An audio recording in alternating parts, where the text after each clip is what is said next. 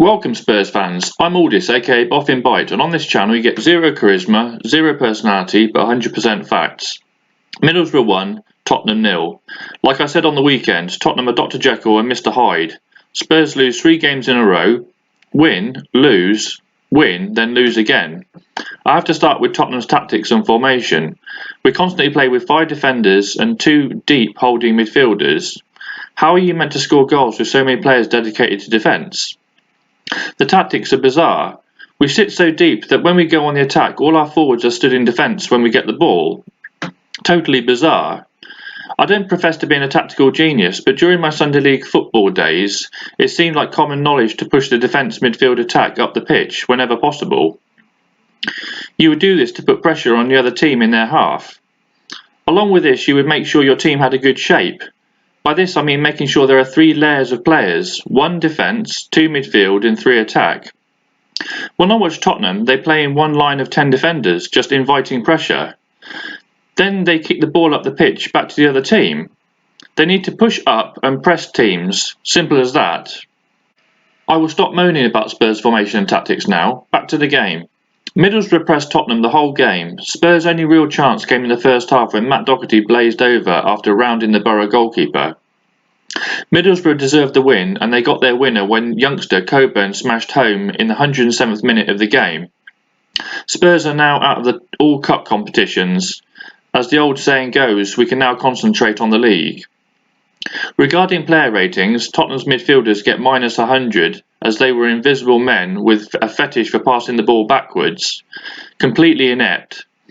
Spurs forwards get 3 out of 10 even though they got no service from the wing-backs and midfielders. The defenders get 4 out of 10. Ryan Sessegnon gets a 6 as he was Spurs' best player on the night. In this week's Tottenham news, it looks like Arsenal have joined the race to try and sign Paulo Dybala from Juventus. According to Spanish news, there are now 5 teams interested in Dybala. These teams include Tottenham, Chelsea, Manchester City, Manchester United and now Arsenal. In other news, Spurs have been linked with Lille defender Sven Botman. The 22-year-old Dutchman is just the kind of youthful player Tottenham like to invest in. However, it is reported that Newcastle are also interested. It will cost approximately $30 million to gain Botman's services, but a bidding war might increase his value. In final news, it's been suggested that 19-year-old Malachi Fagan-Walcott is in advanced talks to sign a new Tottenham contract. The Edmonton-born defender is highly regarded at Spurs and has regularly trained with Conte's first team. Hopefully Fagan-Walcott has a bright future. If he can become half as good as the legendary Ledley King, he'll be a superstar. Now it's time for Boffin Bite's stat of the day. Today's stat is the number 250. 250 is the approximate length in metres of the famous Middlesbrough Transporter Bridge. The Transporter Bridge was opened in 1911. It has been featured in films and TV programmes such as Billy Elliot, The Fast Show, Spender and Auf Wiedersehen Pet. Finally, on the same day as today's match, but in 1864, Rebecca Lee Crumpler was the first African American woman to earn a medical degree in the United States. On March the 1st, Crumpler received a Doctorate of Medicine from the New England Female Medical College. She was 33 years old. Later in Crumpler's life, she published a book called The Book of Medical Discourses.